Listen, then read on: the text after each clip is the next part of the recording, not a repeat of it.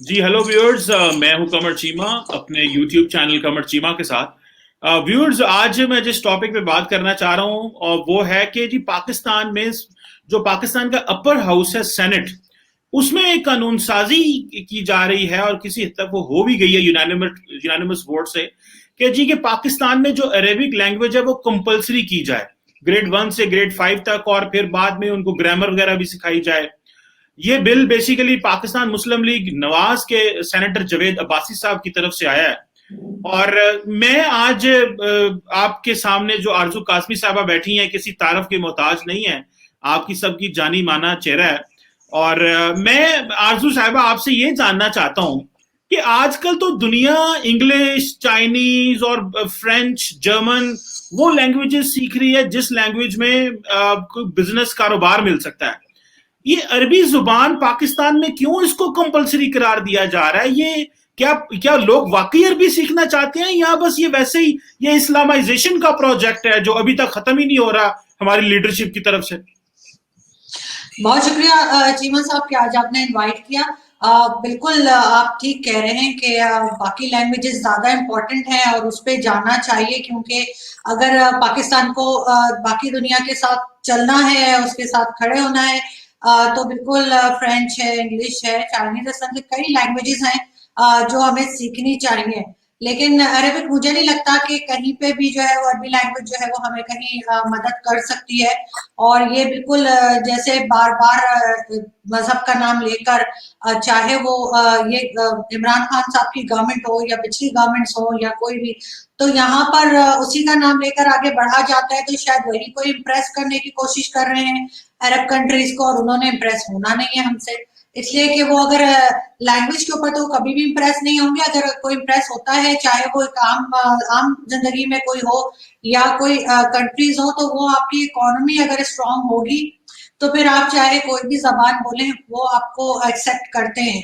लेकिन हमारे यहाँ तो आपको मालूम ही है कि इकोनॉमी का क्या हाल है, और उसके बाद गवर्नमेंट्स किस तरह से चल रही है, और गवर्नमेंट के खर्चे किस तरह से पूरे हो रहे हैं, जगह जगह पे जो है वो लोन मांगने के लिए, और इस तरह से चलता रहता है। तो जबान सीख लेने से ऐसा नहीं होगा कि सऊदी अरब को इम्पोर्टेंस देने लगेगा, क्योंकि जिस तरह की भीख इमरान खान मांगने के लिए जाते हैं, तो वो तो किसी भी जबान में कहेंगे तो वो समझ जाएंगे अगर उन्होंने देना है, और अगर नहीं देना तो फिर वो कोई भी जबान बोले इमरान खान साहब, तो उनको कोई पैसे मिलने वाले नहीं है। यहाँ पे एक चीज मैं ऐड करती चलूं चीमा साहब, एक सेकंड, कि आपकी एक वीडियो मैंने देखी थी कि आप कह रहे थे कि मार्स पे चले गए थे इंडिया और यूएई, तो हमने जाके क्या करना है? इमरान खान को पता है कि मार्स पे तो इंसान रहते नहीं है, तो वो किससे मतलब किसी से मांग भी नहीं सकेंगे भी, तो वहां पे जाकर उनको क्या फायदा होगा जहाँ पे कोई रहता ही नहीं है? तो वो फिर सिर्फ ऐसी जगहों पे जाते हैं जहां से उनको लोन मिल सके। तो बस वो इम्प्रेस कर रहे हैं अरब कंट्रीज को, जो इम्प्रेस नहीं हो रही है उनसे अनफॉर्चुनेटली। मैडम, मेरा मकसद ये था कि पाकिस्तान मार्स में जाए। मैं ये कह रहा था कि जो मेरा मौकव ये था कि पाकिस्तान को साइंस एंड टेक्नोलॉजी में इन्वेस्ट करना चाहिए। और हम अरबियों को बद्दू कहते थे, वो मार्स पे चले गए। हम इंडिया का मुकाबला तो करते हैं, जारी बात है, और करना भी चाहिए, लेकिन द पॉइंट इज के उनके अपने उन्होंने उनकी इकोनॉमी बेहतर है, स्टेबिलिटी है जीडीपी ग्रोथ रेट में, तो वो तो कर सकते हैं। हमें तो जारी बात है इन्वेस्टमेंट करते हुए भी सोचना चाहिए। लेकिन मैडम एक बात बताएं, इमरान खान साहब तो ये अरेबिक लैंग्वेज लेके नहीं आ रहे, ये तो पीएमएलएन लेके आ रही है। ये तो जो सेनेटर मुर्तजा अब्बासी हैं वो पीएमएलएन के सेनेटर हैं, और अपर हाउस यानी कि सेनेट ऑफ पाकिस्तान से आया है। तो वाई इमरान खान को फॉर अ मोमेंट आप तनकीद जरूर करें, लेकिन for a moment what do you think ये क्यों कर रहे हैं? वाई पीएमएलएन और वाई ये मौलवी जो है पाकिस्तान में, खासकर फजलुर रहमान साहब की जमात? सर, पाकिस्तान में तो चाहे किसी की भी गवर्नमेंट हो, चाहे जरदारी साहब की हो, चाहे नून लीग की या पीटीआई की, हर एक ने जो है वो मजहब का ही चूरन बेचा है। और मौलाना फजलुर रहमान और इस तरह के जितने यहाँ पे मौलवी माफिया बैठी हुई है, उनको उन्होंने तो हमेशा से मजहब को ही हथियार बनाया है, और इन्हीं लोगों की वजह से आज लोग इस मजहब को बुरा भी समझना शुरू हो गए। जिस तरह की ये बातें करते हैं, जिस तरह के ये लॉज लेकर आते हैं, जिस तरह की इनकी हरकतें, तो ये चीज तो इन्होंने, चाहे कोई भी गवर्नमेंट हो, इमरान खान भी उससे अलग नहीं है, नून लीग भी अलग नहीं है और ना ही पीटीआई उससे सॉरी पीपल्स पार्टी उससे अलग है। ये सब इस चीज में जाके एक ही हो जाते हैं, एक ही तरह से बिहेव करते हैं, एक ही तरह से हर जगह मजहब लेके जाते हैं, हर इस्लामिक कंट्री में जा रहे होते हैं और कोशिश कर रहे होते हैं हमको बताने के लिए कि जी हम भी इस्लामिक कंट्री है तो हमें कोई घास डाल दें, लेकिन उनको कोई घास नहीं डाल रहा होता। और इसी तरीके से मौलाना फजल रहमान का भी यही है। अभी वो कितने साल वो कश्मीर कमेटी के आपको मालूम है चेयरमैन रहे, 16 साल के 18 साल, और उसके बाद अब वो बाहर हुए हैं। तो अभी बहुत उनको तकलीफ हो रही है कि वो क्यों नहीं है पार्लियामेंट के अंदर। तो जब वो 16 साल थे तब उन्होंने क्या कर लिया था, कौन सी नई डेवलपमेंट ये लोग लेकर आए थे। सारी दुनिया ने जो चीजें भी इजाद की है उन्होंने अरबी पढ़ के इजाद नहीं की, उन्होंने इंग्लिश पढ़ी है, उन्होंने फिजिक्स पढ़ी है, उन्होंने केमिस्ट्री पढ़ी है। इस तरह की चीजें पढ़ पढ़ के लोग जो है वो चीजें जिसपे मैं और आप बात कर रहे हैं ये भी उन्हीं लोगों की इजाद की हुई चीजें ना। हमने तो कुछ भी नहीं बनाया है सिवाय लोगों को उल्लू बनाने के, वो हम बहुत अच्छा बना लेते हैं। लेकिन बात वही है कि मौलाना फजल रहमान और दूसरों की जो आप बात कर रहे हैं साइंस एंड टेक्नोलॉजी की बात कर रहे हैं, तो जो हमारे मिनिस्टर है साइंस एंड टेक्नोलॉजी के, उनको कौन सी चीज की उनको समझ है साइंस एंड टेक्नोलॉजी के। हमारे तो जो मिनिस्टर भी आता है चाहे पिछली गवर्नमेंट्स के हो चाहे इस गवर्नमेंट के हो, आपको मालूम है कि वैसे ही इनको वजारत दे दी जाती है, इनमें से किसी का भी उस शोबे से कोई ताल्लुक नहीं होता है। जिन लोगों का होता है इनको वो बाहर रखते हैं, चाहे वो इकोनॉमी हो, चाहे वो साइंस हो, चाहे वो एजुकेशन हो, जिधर के भी कहीं से भी उठा के इनको बना देते हैं और ये नहीं देखते कि इनको इस चीज की समझ है या नहीं है। इसी वजह से आज हमारा ये हाल है। आपके पार्लियामेंट के अंदर जितने पार्लियामेंटेरियंस बैठे हुए हैं, मैं शर्त लगा के कह सकती हूँ इनको बगैर बताए इनका टेस्ट लें, अगर आप इनको बोले पार्लियामेंटेरियन लिख के बताओ तो 50 से 60% को स्पेलिंग ही नहीं आती होगी पार्लियामेंटेरियन की, ना उर्दू बिल्कुल में ना इंग्लिश में। हाँ, सारी बात है। इनको वो आईक्यू लेवल और हमारी जो पॉलिटिकल क्लास है उसकी जो स्कूलिंग है पॉलिटिक्स में और इंटरनेशनल पॉलिटिक्स में, वो तो कोई इतनी मुनासिब नहीं है, उस पर बड़ी की जा सकती है। लेकिन आपने वैसे साइंस एंड टेक्नोलॉजी की बात की कि वैसे जब से फवाद चौधरी आए हैं उन्होंने काफी कोशिश की है इनिशिएटिव लेने की, इनोवेटिव। उन्होंने वेंटिलेटर्स भी काफी बनाए ये कोविड-19 की वजह से। तो लेकिन असल चीज तो ये है कि कितना, अगर साइंस एंड टेक्नोलॉजी में इन्वेस्ट भी करना हो मैडम, तो जो इम्पोर्टेंट चीज ये है कि आपके पास फंड्स कितने हैं। जितने ज्यादा फंड्स होंगे जारी बात है उतना ही वो एक हम उस तभी हम इन्वेस्ट कर सकते हैं। लेकिन चीमा साहब इनके पास अपने पार्लियामेंटेरियंस को 50-50 करोड़ देने का फंड है, लेकिन इनके पास बाकी चीजों के लिए फंड नहीं मिलता। खासतौर पे एजुकेशन के लिए तो कभी भी फंड नहीं होता। अभी नहीं, आप पिछले 70 साल के वो पूरी हिस्ट्री उठा के देख लें, आपको किसी गवर्नमेंट का फंड भी जो है एजुकेशन में लगता हुआ नजर नहीं आएगा, इसलिए कि एजुकेशन को कुछ समझता ही नहीं है। इनको लगता है कोई जरूरत ही नहीं है, इन्होंने क्या बनाना है, सुई तक तो हम बनाते नहीं है। तो इन्होंने बस अगर कोई कुछ पूछा कहते हम जो फुटबॉल बनाते हैं, बस हम वही बता बता के आगे बढ़ जाते हैं। लेकिन प्रॉब्लम यही है ना कि जिस चीज को इम्पोर्टेंट समझती, क्योंकि इनकी अपनी औलादें तो बाहर पढ़ती है, पाकिस्तान में तो कोई नहीं पढ़ती। जिससे पूछो, चाहे वो इमरान खान हो, नवाज शरीफ हो, चाहे जरदारी हो, किसके बच्चों ने पाकिस्तान में पढ़ाई की है? हर कोई बाहर भेज देते अपने बच्चों को। यहाँ तो हमारे जैसे रह जाते कि जो अफोर्ड नहीं कर सकते, सीधे साधे खानदानों से होते हैं, तो हमें यहाँ पढ़ना होता है। तो इन्होंने क्या करना है एजुकेशन में पैसे लगा के, और आपको मालूम है यहाँ पे जो रहते हैं वो जमींदार और इस तरह के जो लोग हैं, वो तो वैसे ही अपने लोगों को आगे नहीं चाहते कि वो बढ़े। जो इनके इलाके के हैं इनको वो गुलाम बना के रखना चाहते हैं, उसके लिए वो नहीं चाहते कि वो तालीम हासिल करें और कल को इनके साथ सर उठा के बात करें। आपके फॉरेन मिनिस्टर शाह महमूद कुरैशी साहब अभी तक जाके वो अपना दरबार लगाते हैं और लोगों से चंदे जमा करते हैं। उनकी तस्वीरें मौजूद हैं कि वो नोट ले रहे हैं लोगों से, 5-5 हजार की गड्डियां वो जमा करते हैं। और उसके बाद खुद वो बाहर से पढ़े हुए, लेकिन उनकी उनकी पढ़ाई लिखाई ने उनका कुछ बिगाड़ा नहीं है। उनका माइंड आज भी वही है जो कि एक किसी जाहिल आदमी का हो सकता है। जाहिल से मेरा मतलब ये नहीं है कि वो लिखने पढ़ने वाले, और उसका फर्क होता है ना कि डिग्री याफ्ता और एक जिसको लिखना पढ़ना ना आए, उसको जाहिल नहीं कहते। जाहिल इनका जहन में जहालत है।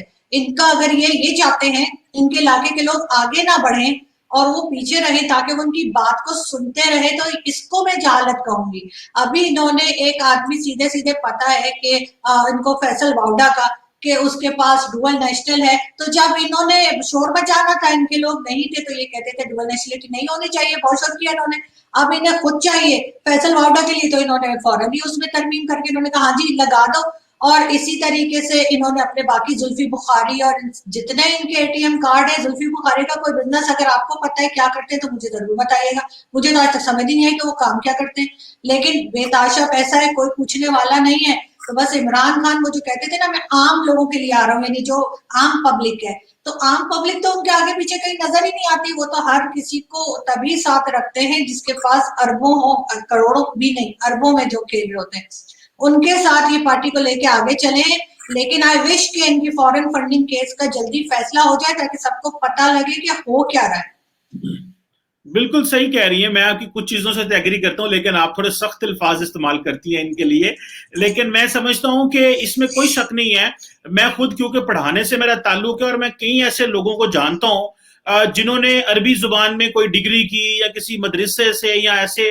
तो मैं खुद एक बंदे को जानता हूं, मेरे साथ वो हमारे जहां मैं रहता था मुलाजिम था। तो वो कहता था कि मैंने पता नहीं अरेबिक में कोई कोर्स किया हुआ है जो कि इक्वलेंट टू मास्टर्स है। कहते हैं मैं हायर एजुकेशन कमीशन गया, वहां से मैंने इक्वलेंस ली, जो कि बड़ी मुश्किल से इक्वलेंस मिली, चलो इक्वलेंस भी मिल गई। अब वो बेचारा कहता है कि मुझे नौकरी नहीं मिलती क्योंकि इस फील्ड की नौकरी कोई नहीं है मार्केट में। सो अब होता यह है कि जब लीडरशिप, जब बड़े लोग सियासतदान फैसला करते हैं कि मुस्तकबिल में इस फील्ड को आपने चुनना है, तो जारी बात है कि आप तब देखते हैं कि इसके मुस्तकबिल में क्या नौकरियां इससे निकल सकती हैं। जैसे कि फॉर एग्जांपल 2014 में जब चाइना के सदर शी जिनपिंग आए थे, तो पाकिस्तान में चाइनीज पे बड़ा फोकस किया गया कि भाई जारी बात है चाइना के साथ बिजनेस करना है। इंडियंस भी बहुत चाइनीज पढ़ते हैं, बल्कि चाइनीज ने कन्फ्यूशियस सेंटर खोले पूरी दुनिया में। अभी अरबों ने तो वो उस तरह इन्वेस्टमेंट करनी बंद कर दिया मदरसों में और उन चीजों में, क्योंकि उनका दिमाग बदल गया है। लेकिन जिन्होंने उनको मदरसे बना के दे दिए, वो जो मदरसे वालों का दिमाग नहीं बदल रहा।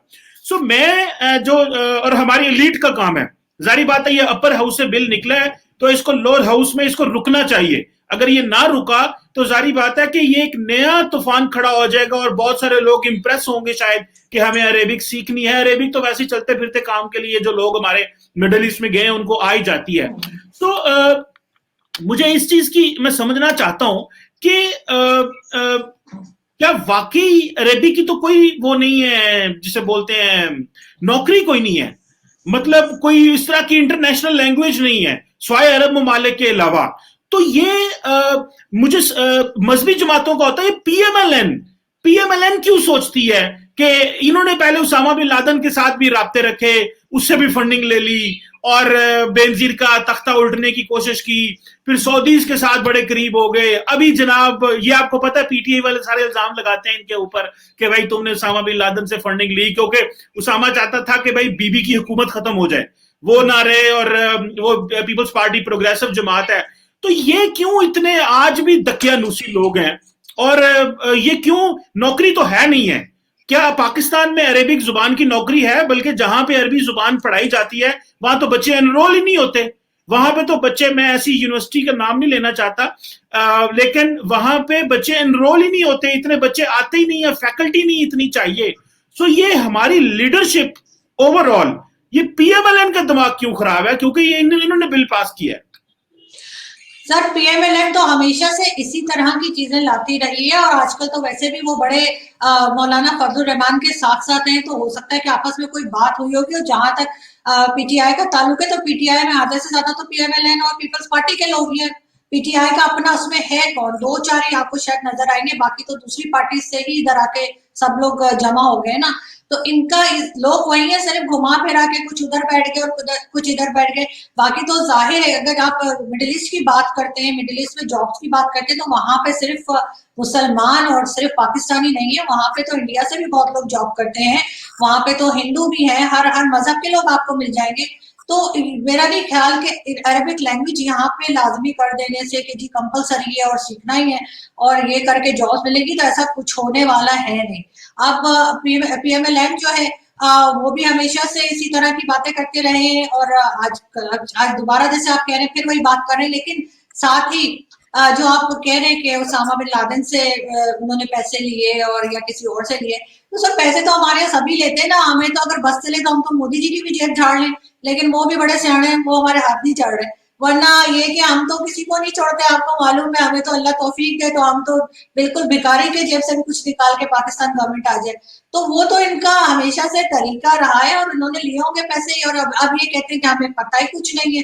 ये तो इतने बेखबर लोग हैं चीमा साहब कि पिछले 4-5 दिन से इस्लामाबाद प्रेस क्लब के बाहर पूरे बलूचिस्तान के लोग बैठे हुए जो कि कई 100 की तादाद में हैं, और मिसिंग पर्सन्स की फैमिलीज हैं, उनकी माएँ हैं, बहनें हैं, बाप हैं, भाई हैं, इन्होंने वहां जाके झांकने की जहमत नहीं की है। ये इतने बेशरम लोग हैं कि ये अपने सेनेट के इलेक्शंस की जोड़ तोड़ में लगे हुए हैं, कोई खरीद रहा है, कोई बेच रहा है, और उनको ये शर्म नहीं आ रही कि इतनी दूर से वो लोग आए हैं और उनके बच्चे, उनके भाई जो है वो गायब है।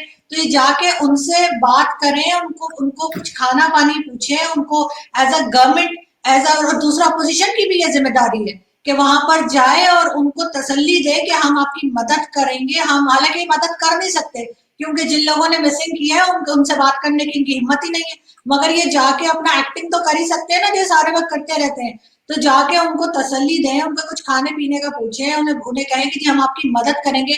कोई 2008 का गायब है, कोई 2 साल पहले, कोई 4 साल पहले, कोई 6 साल पहले, लेकिन ना तो हमारे मेन स्ट्रीम मीडिया में कोई इतनी शर्म है कि जाके उनकी उनसे बात करे या उनकी खबर दे, और ना ही हमारी गवर्नमेंट जो हर वक्त नारे लगाती रहती है, और ना ही अपोजिशन, जिसको अगर मौका लगता है तो फौरन ही निकल पड़ते हैं वो अपने जल से जलूस करने, लेकिन वहां कोई नहीं गया।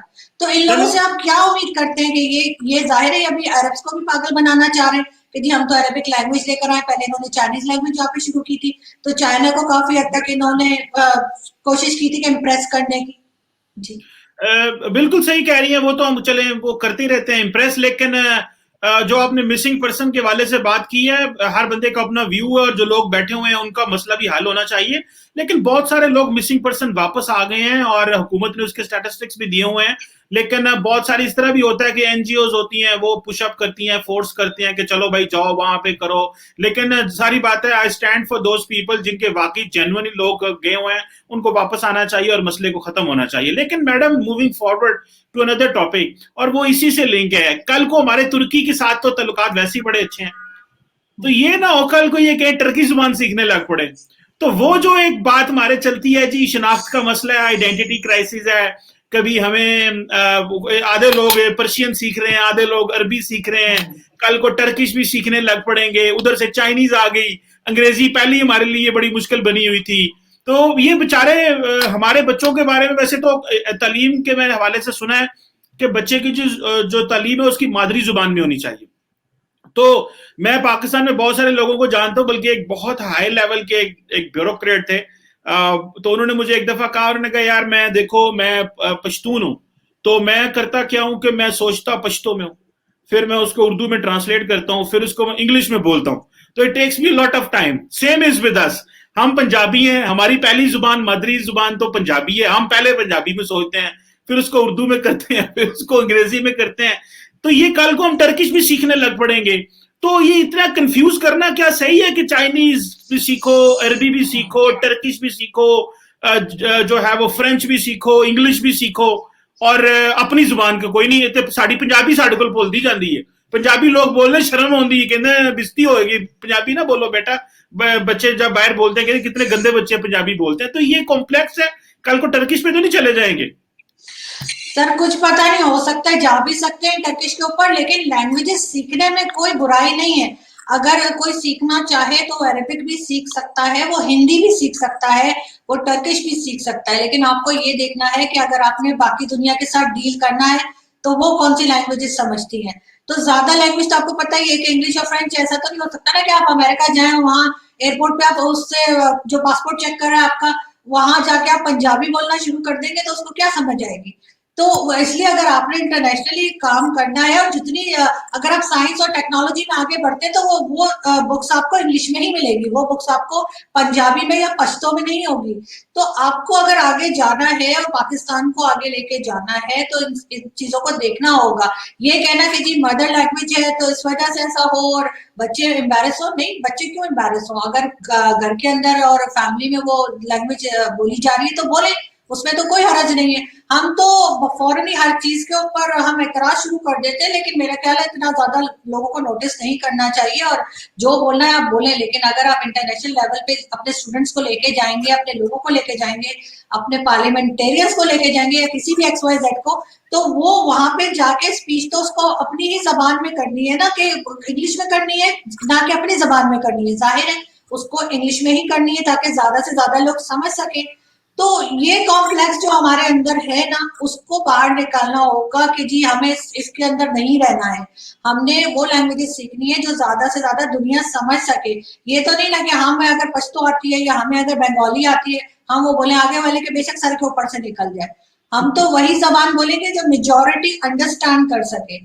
तो यही बात है। बाकी तो हम लोग कॉम्प्लेक्स के बारे में, हम तो अगर हमारे कोई हिंदी के वर्ड यूज करे, जबकि आपको खुद पता है कि उर्दू जो है वो मिक्सचर है, उसमें अरबिक भी है, पर्शियन भी है, हिंदी भी है, संस्कृत भी है।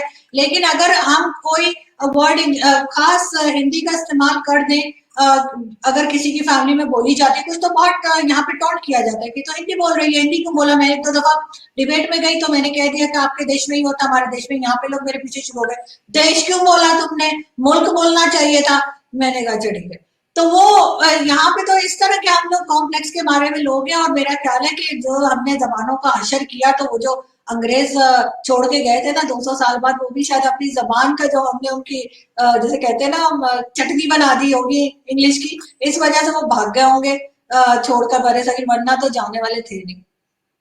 हाँ, ये तो चीजें हैं। वैसे भी जो बड़े जुबानें हैं जैसे पर्शियन है, ईरानी है, तो वो क्या करते हैं कि वो ज्यादातर जो लिटरेचर लिखा जाता है मुख्तलिफ जुबानों में, इंग्लिश में, फ्रेंच में, जर्मन में, जो कि ट्रांसलेट आज तक नहीं हुआ अरबी में, उसको वो ट्रांसलेट कर लेते हैं अपनी जुबान में, ताकि अपने लोगों को, बच्चों को, आने वाली नस्लों को पढ़ाया जा सके।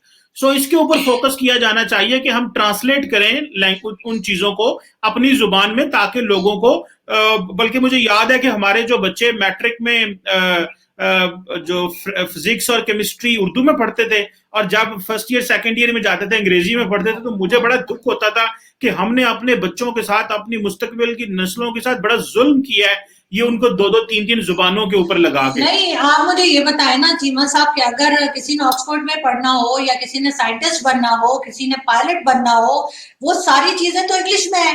आप अगर इंग्लिश ही नहीं पढ़ाएंगे अपने बच्चों को, और आप उन्हें कहेंगे कि जी अरेबिक पढ़ लो, तो वो बुक्स अरेबिक में तो नहीं है। अगर आप मिसाइल्स बना रहे हैं, आप न्यूक्लियर एसिड्स बना रहे हैं, आप कुछ भी काम कर रहे हैं, आप इवन वैक्सीन, अगर कोरोना वैक्सीन बना रहे हैं, तो वो भी अरेबिक में नहीं है। उसके लिए भी आपको इंग्लिश में पढ़ना पड़ेगा। अगर आप मेडिकल डॉक्टर बनना चाहते हैं, तो वो सारी बुक्स मेडिसिन की जो है, वो सबकी सब बुक्स इंग्लिश में है।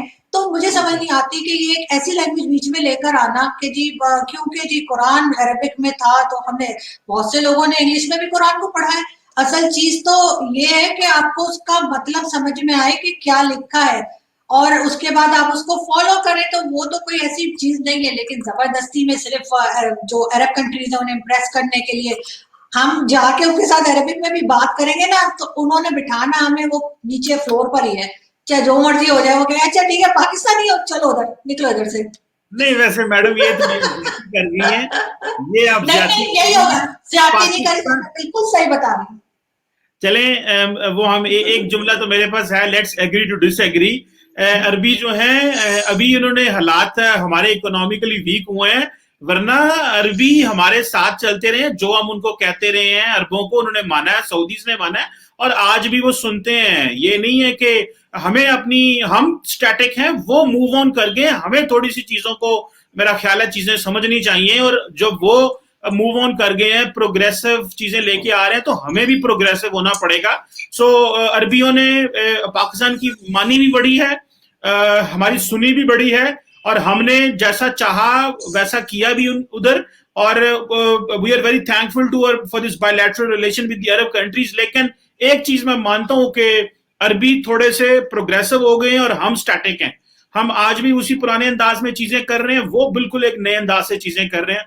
सो madam, let's hope things get better, and हमारी हुकूमत को और जो लेजिस्लेटर्स हैं इनको थोड़ी सी अक्ल आए, और दे मेक अ डिसीजन कि भाई इस तरह लोगों को, मुस्तकबिल की नस्लों को कंफ्यूज ना करें, ये 6-6 जुबानें, 8-8 जुबानें रख के। टेल देम कि भाई आपका, इनको तो चाहिए लिटरेचर पैदा करें उनकी मादरी जुबान में, एंड देन लोग उसको सीख सके और उस पर काम कर सकें। Anyhow, thank you very much, Arzu Kazmi Sahaba, for your Thank you. on this particular issue. Thank you. Thank you, sir.